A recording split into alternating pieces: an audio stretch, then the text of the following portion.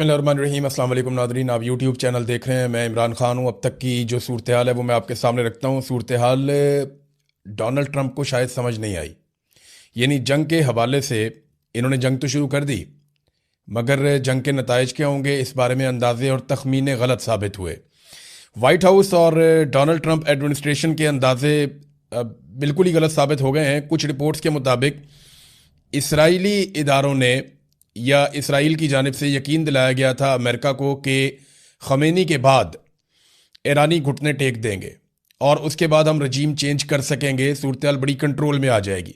लेकिन ऐसा हुआ नहीं, बल्कि मामला उसके बरक्स हो गया। ईरान ने उसके बाद ज़्यादा बुरी तरह अटैक शुरू कर दिए और बहुत बड़े पैमाने पर किए। मैं आपको बताता हूँ कि आगे क्या हुआ। अमेरिका का बहुत बड़ा जंगी नुकसान हो गया है और ये अमरीकी तारीख के अंदर बदतरीन टाइम चल रहा है।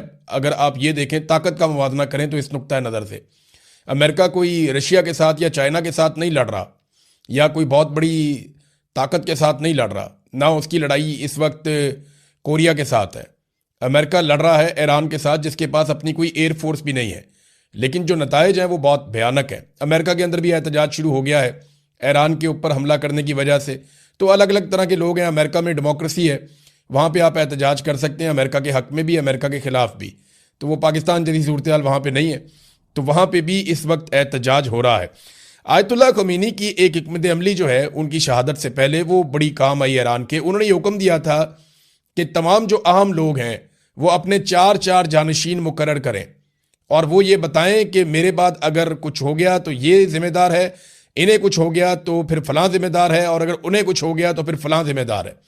और जो लोग भी जिस वक्त ड्यूटी पे हों वो अपने अगले जानशीन इसी तरह मुकर्रर करते जाएं, ताकि किसी वक्त भी लड़ाई की सूरत में ईरान में क़यादत का फुकदान ना हो। अब ये हिकमत अमली काम कर रही है। हालांकि अमेरिका ने, इसराइल ने बहुत सारी क़यादत कत्ल कर दी, शहीद कर दी ईरान की, लेकिन इसके बावजूद उन्हें मुतबादल लोग मिल जाते हैं जिनके ज़रिए से वो जंग को बढ़ाते चले जा रहे हैं। अब सूरत हाल अमेरिका के लिए मैं आपको कह रहा था शर्मिंदगी वाली है। वो इसलिए कि कुवैत में अमरीकी तैयारे गिर गए हैं। अमेरिका ने जो अब तक तस्लीम किया है वो तादाद 3 है। 3 F-15 तैयारे अमेरिका के, बड़े शानदार तैयारे हैं, जैसे कि डोनाल्ड ट्रंप कहते थे कि ब्रांड न्यू ब्यूटीफुल प्लेन्स। तो इसी तरह जो अमेरिका के ब्रांड न्यू ब्यूटीफुल प्लेन्स हैं वो वहाँ पे कुवैत में गिर गए। अब इसमें अलग अलग तरह की इतला आ रही है। शुरू में ये दावा किया गया क्योंकि रशिया ने सबसे पहले ये खबर दी थी, रूसी मीडिया ने बताया था, उन्होंने इंटरसेप्ट कर लिया था कि कुवैत में अमरीकी लड़ाका तैयारे गिर गए हैं। पहले एक तैयारे का पता चला, फिर पता चला कि ज़्यादा तैयारे गिर गए हैं, लेकिन अभी अमेरिका ने तस्दीक की है कि उनके 3 तैयारे गिरे हैं। इससे ज़्यादा अमेरिका अभी मान नहीं रहा। जबकि जो ईरान है उसका दावा यह है कि उन्होंने ज़्यादा नुकसान किया है। अब ये तैयारे गिरे कैसे, ये सवाल पैदा होता है। कुवैत की जो वजारत दिफा है उन्होंने ये कहा कि सुबह के वक्त अमरीका के मुतअद्दिद तैयारे गिरकर तबाह हो गए। अब ये कुवैत की वजारत दिफा के तर्जुमान की जानिब से ये सोशल मीडिया पे बताया गया कि मुतअद्दिद अमरीकी फ़ौजी तैयारे गिरकर तबाह हो गए हैं। इसमें यह नहीं बताया गया कि कितने तैयारे गिरकर तबाह हुए। अब अमेरिका ने तो 3 कहा है, इंडिया भी नहीं मानता उनके कितने गिरे। तो जिनके गिरते हैं वो ज़्यादा तो मानते नहीं है, लेकिन 3 तैयारे तो माने। उसके अलावा कुछ 6 पायलट हैं और उनमें से 3 पायलट्स को उनकी तस्वीरें भी आ गई हैं जिनको कुवैत की अवाम ने पकड़ लिया। बल्कि डंडे के बलबूते पे एक कुवैती शख्स ने डंडा हाथ में पकड़ा हुआ है और उसने काबू कर लिया एक अमेरिकन पायलट को और गाड़ी की डिक्की में उसको ढाला हुआ है अमेरिकन पायलट को। ये वीडियोस भी आ गई हैं।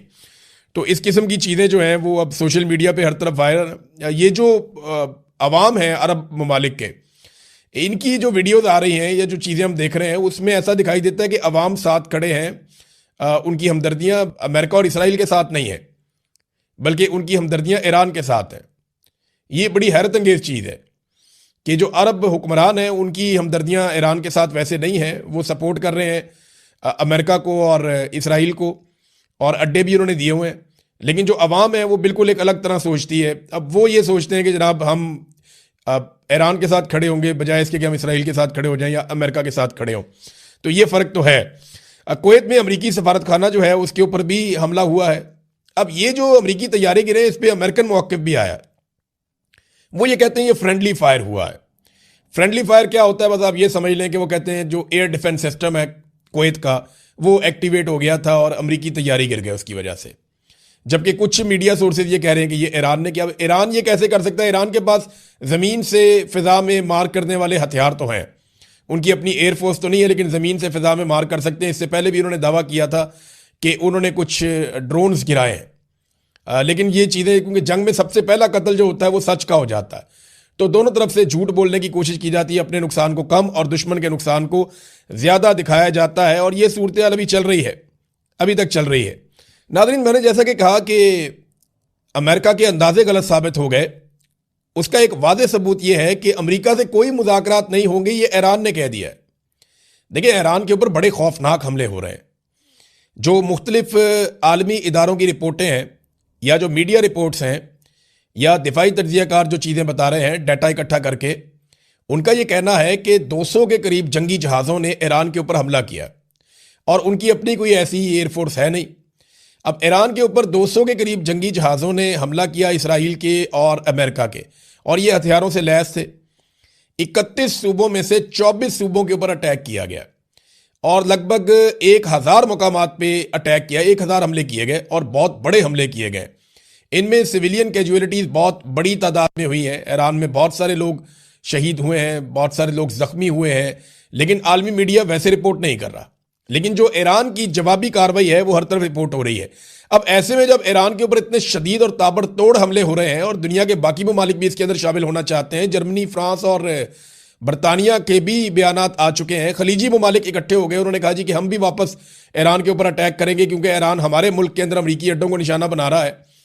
तो ऐसी सूरत हाल में ईरान को मुज़ाकरात की तरफ जाना चाहिए था, लेकिन अंदाजे गलत साबित हो गए। ईरान ने मुज़ाकरात की पेशकश ही मुस्तरद कर दी। यानी डोनाल्ड ट्रंप मुज़ाकरात की तरफ जाना चाहते हैं, ईरान अब मुज़ाकरात की तरफ नहीं जाना चाहता। बल्कि ईरान की वजारत दिफा ने एक स्टेटमेंट जारी किया था जिसमें उन्होंने कहा कि अब यह फैसला हम करेंगे कि जंग कब ख़त्म होनी है, क्योंकि जंग का आगाज़ अमेरिका और इसराइल ने खुद किया था। और आयतुल्लाह ख़मीनी की शहादत के बाद ईरानियों के जज्बात अब किसी और लेवल पे हैं। अब ये ईरान की कौमी सलामती कौंसिल के सेक्रेटरी अली लारंजानी ने अमेरिका के साथ मुज़ाकरात की खबरों की सख्ती से तरदीद करते हुए कहा कि ईरान वाशिंगटन से कोई बातचीत नहीं करेगा। यानी ये अब एक तरफ डोनाल्ड ट्रंप कहते हैं जी बातचीत कर लेते हैं, आ जाओ जौहरी तनाज़े के ऊपर बैठ जाते हैं, हम बातचीत करते हैं, लेकिन वो कह रहे हैं जी हम बात नहीं करते। और देखें, अमेरिका की फ्रस्ट्रेशन बढ़ती जाएगी। मैंने आपको पहले दिन कहा था कि डोनाल्ड ट्रंप को ये सारा कुछ जल्दी रैप अप करना पड़ेगा, वो लंबी लड़ाई का मुतहम्मिल नहीं हो सकता। इससे खलीजी ममालिक का और अमेरिका के इत्तेहादियों का बहुत नुकसान होगा। नुकसान का मैं आपको थोड़ा सा बता देता हूं कि पूरी दुनिया की जो स्टॉक मार्केट है उसमें भूचाल आ गया है। लोगों के अरबों डॉलर डूब गए हैं इस जंग की वजह से। तेल की कीमतें आलमी मंडी में लगातार बढ़ना शुरू हो गई हैं, 10% इजाफा हो गया है गुज़िश्ता 24 घंटों में तेल की कीमतों में, और मजीद 20 से 25% इजाफा हो सकता है। जो यूरोपियन गैस है उसकी कीमतों में 28% इजाफा हो गया 24 घंटे के अंदर। और वजह यह है कि गैस की सप्लाई जो खलीजी ममालिक है वहाँ से बंद हो गई है, और 3 जो बहरी जहाज़ हैं उनके ऊपर अटैक हुआ है आबनाए हरमज़ में। और इसके अलावा जो 150 के करीब टैंकर्स हैं जो ऑयल लेकर जाते हैं पानियों में, वो खलीजी पानियों के अंदर साहिलों के ऊपर वो लंगर अंदाज हैं, वो इंतज़ार कर रहे हैं कि हमें मौका मिले तो हम ट्रैवल करें, जबकि ईरान ने आबनाए हरमज़ को बंद किया हुआ है। अब ये सारी चीज़ें ना खलीजी ममालिक बर्दाश्त नहीं करेंगे, और आलमी मंडी के अंदर भूचाल आएगा, कारोबार को बहुत नुकसान पहुंचेगा, और जो माली नुकसान है अमेरिका का, यूरोप का, वो बढ़ता जाएगा, हत्ता के खलीजी ममालिक का भी। ये आबनाए हरमज़ क्या है, ज़रा ये आप तस्वीर देखिए, आपको यहां समझ आ जाएगी। ये आपको समंदर नज़र आ रहा है, एक तो खुला पानी है, और उसके साथ ये ईरान के और सऊदी अरब के बीच में एक बिल्कुल पतला पानी की एक लाइन है। ये इसका जो कॉर्नर है इसको आबनाए हरमज़ कहते हैं।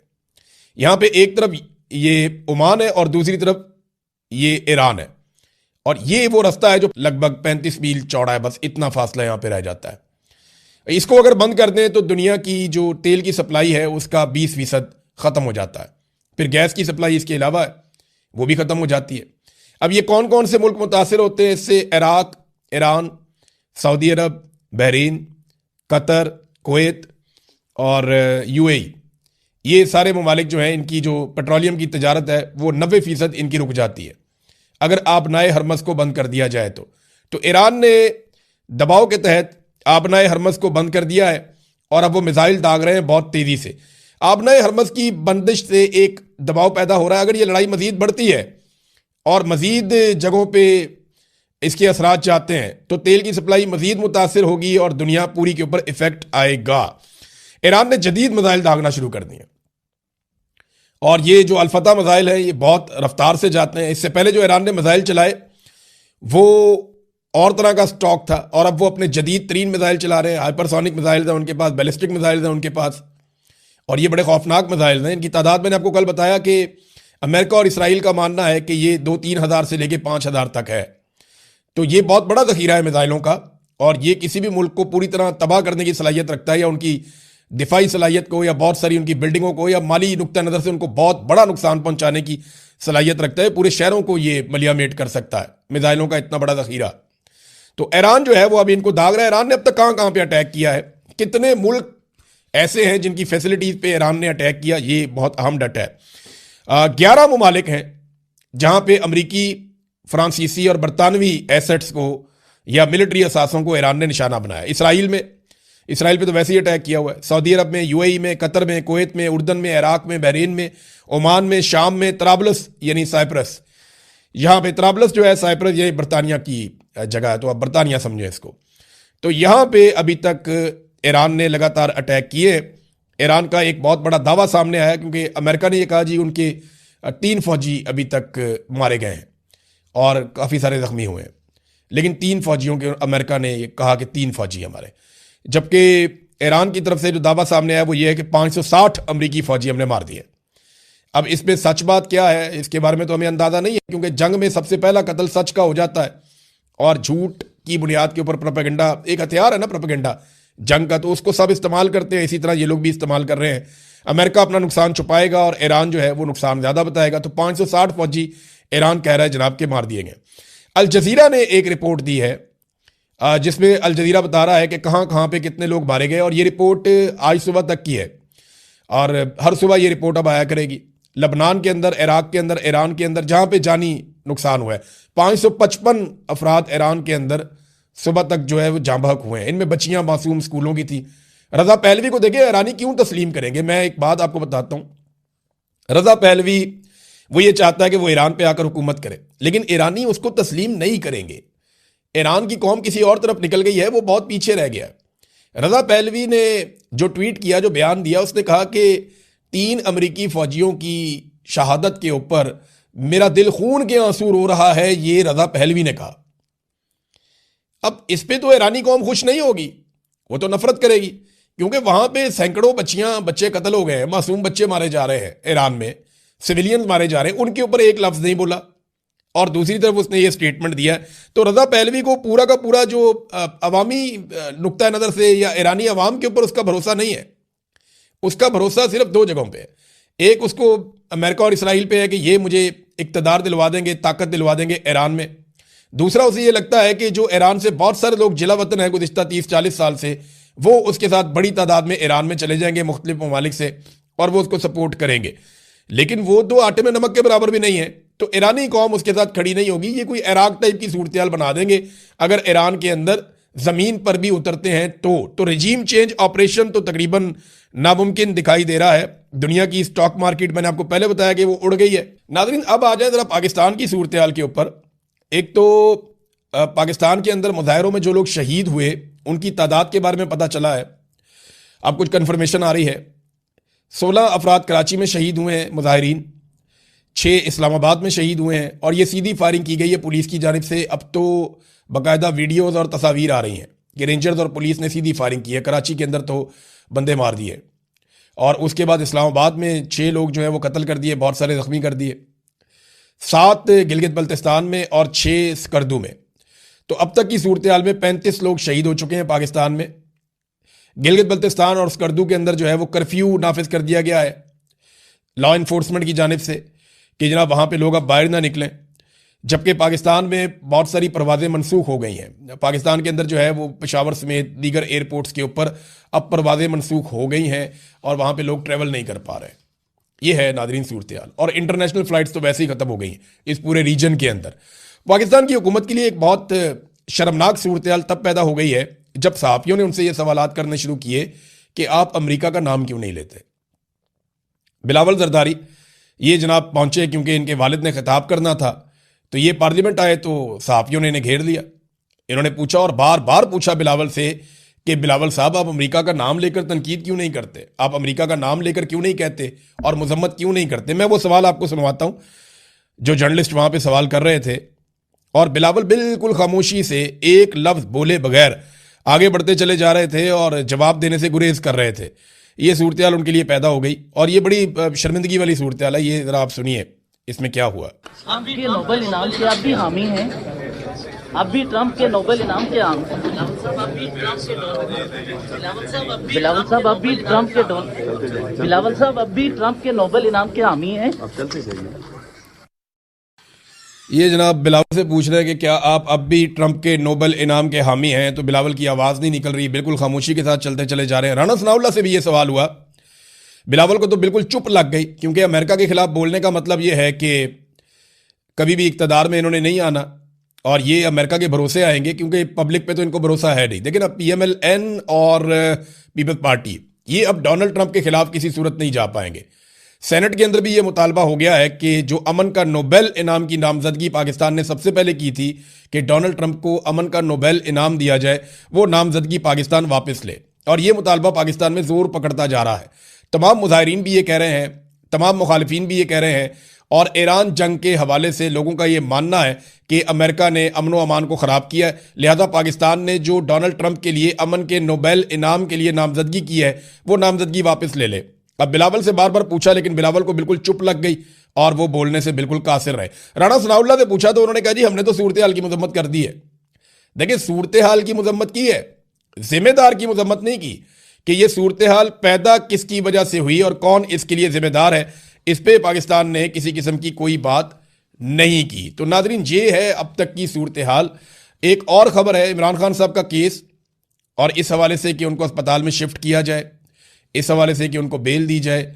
ये मामला इस्लामाबाद हाई कोर्ट में चल रहे हैं। सुप्रीम कोर्ट ने तो हाथ खड़े कर दिए, और अब कल का दिन बड़ा इंपॉर्टेंट है। मैं अगले वीलॉग में आपको बताऊंगा तफसील से, बाकी खबरों के साथ साथ ये भी कि इस्लामाबाद के अंदर हाई कोर्ट में इमरान खान साहब का केस कल के दिन के लिए लग गया है, और इसमें क्या पेशरफ्त हो सकती है, क्या वाकई इमरान खान साहब को अस्पताल शिफ्ट किया जा सकता है। हाँ, एक और बड़ी खबर जो मैं मिस कर गया, और ये वाकई बहुत बड़ी खबर है कि सऊदी अरब ने एक गिला किया। एक तो अरामको दुनिया की मशहूर तरीन और बहुत बड़ी एक साइट है, रिफाइनरी है, ऑयल रिफाइनरी, सऊदी अरब में आर्जी तौर पे बंद कर दी गई है। उसके ऊपर भी एक अटैक हुआ है, लेकिन ईरान ने यह कहा है कि यह अटैक हमने नहीं किया।